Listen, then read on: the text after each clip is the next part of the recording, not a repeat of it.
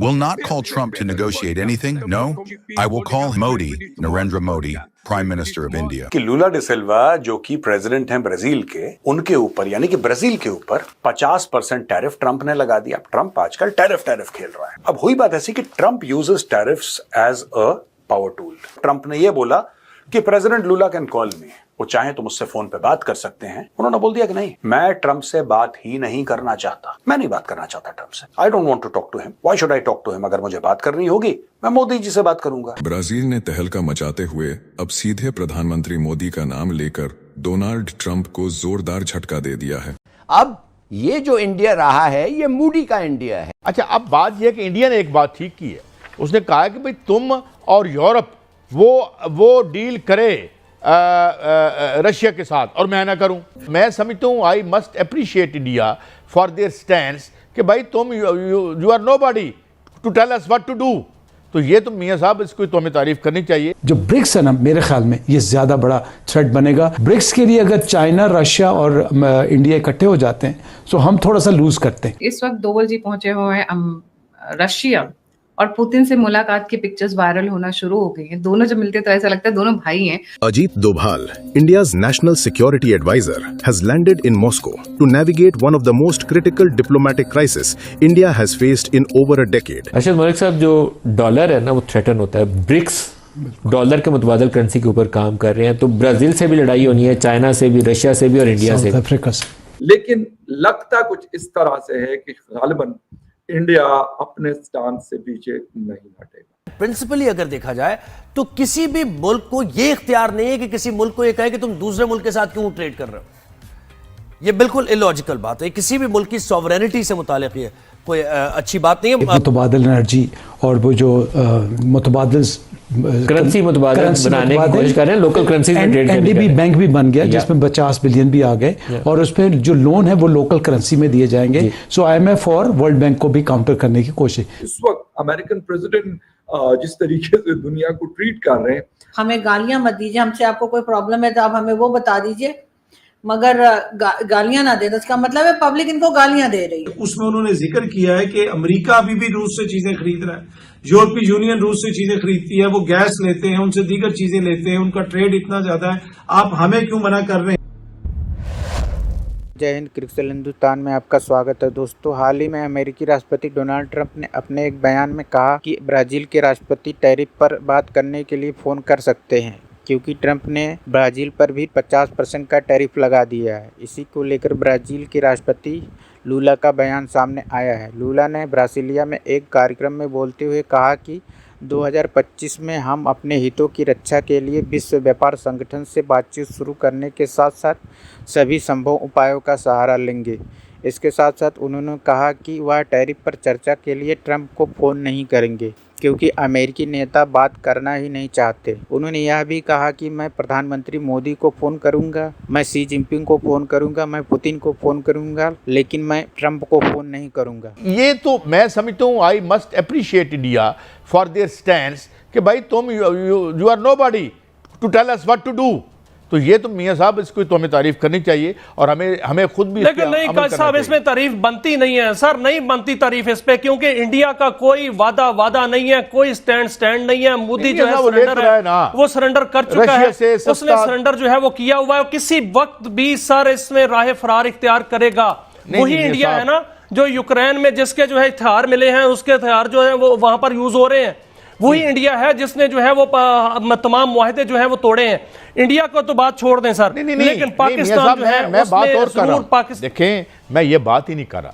मैं तो आज भी कह रहा हूं कि इंडिया की तरफ हमारे हुक्मरान, तमाम हुक्मरान, we have extended the hand of friendship to them and we do as a peaceful nation. हम उनसे करते हैं और हम उन्हें ये बता रहे हैं कि टेररिज्म हमारी सरकारी पॉलिसी नहीं है।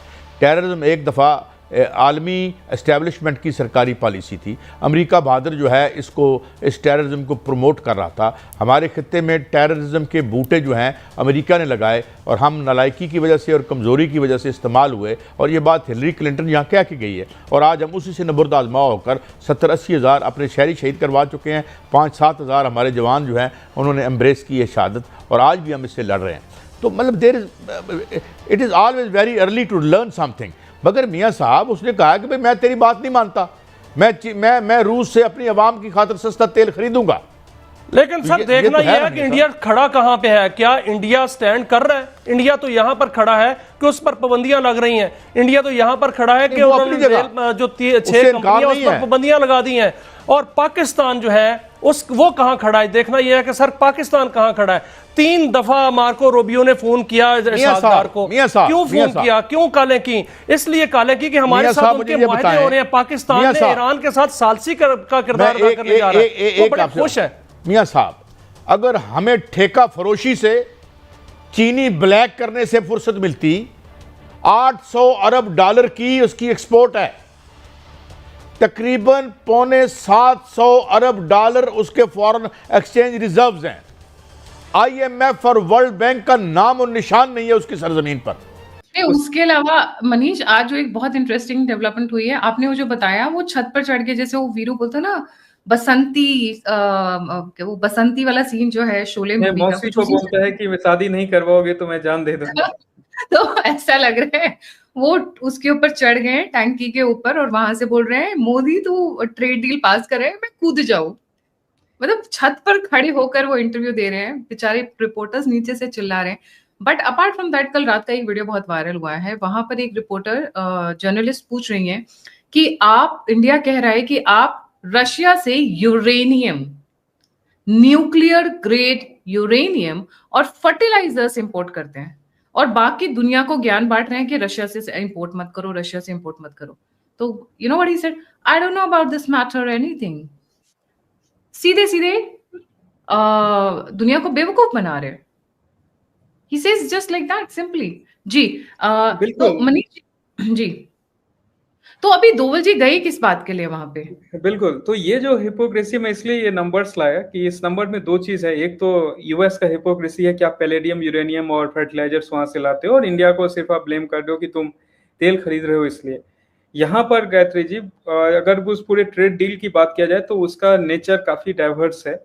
उसमें एक साइड उनका एग्रीकल्चर और डेयरी प्रोडक्ट के लिए वो कोशिश कर रहे हैं, दूसरे साइड ये है कि उनके जो जेट्स हैं वो भी बिक जाएं, और तीसरा ये है कि जिस मतलब यूक्रेन का वॉर जो प्रॉमिस किए थे वो वॉर नहीं रुक रहा है, उसका क्या किया जाए। यहाँ पे डोभाल जो गए हैं उसमें एक तो ये प्री प्लान्ड विजिट था, ऐसा नहीं था कि इंडिया कोई यहाँ रिएक्टिवली ये चीज कुछ कर रहा है, बट अभी इसका सिग्निफिकेंस बढ़ गया है।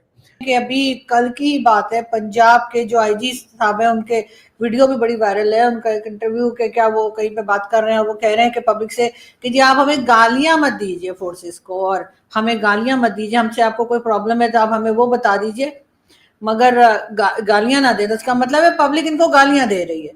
अब पब्लिक इनको इसलिए तो नहीं गालियां दे रही है कि इन्होंने कोई भारत से जंग लड़ी है या इन्होंने जीती है या हारी है या जो किया है।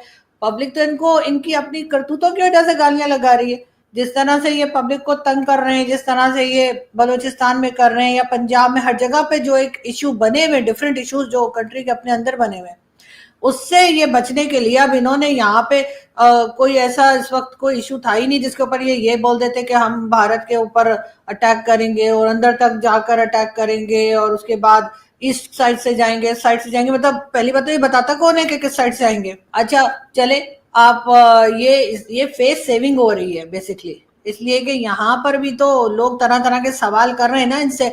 आपसे पहले भी मेरी बात हुई थी, एक तरह वो आज भी सफाइयां दे रहे हैं वो DGISPR साहब का। आज एक स्टेटमेंट और भी आया है कि नहीं जी, जो फील्ड मार्शल साहब हैं वो प्रेसिडेंट बनने नहीं जा रहे हैं और वो खबर वैसे ही है करके। तो ये दोबारा सफाइयां देने की जरूरत क्यों पेश आ रही है? और ऐसा कोई सवाल हुआ था उनसे जो वो कह रहे हैं कि हम भारत को किस तरफ से जाके अटैक करेंगे, अगर भारत ने दोबारा से ऑपरेशन सिंदूर किया तो हम ये कर देंगे वो कर देंगे। इस तरह की स्टेटमेंट्स चलती हैं, इनको हम लोग सीरियसली नहीं लेते। आई एम श्योर कि इनको भारत में भी सीरियसली नहीं लिया जा रहा होगा। और दूसरा ये जो आपने मैडम शुरू में कहा है कि बेसिकली पाकिस्तान ये सारी बातें डिस्ट्रैक्शन की वजह से कर रहा है, और पाकिस्तान सारा टाइम चाहता है इंडिया पाकिस्तान जो है वो लड़ाई जारी रहे ताकि जो हुकूमत के ऊपर कोई क्वेश्चन ना करे और लोगों का ध्यान उस चीज़ पे रहे।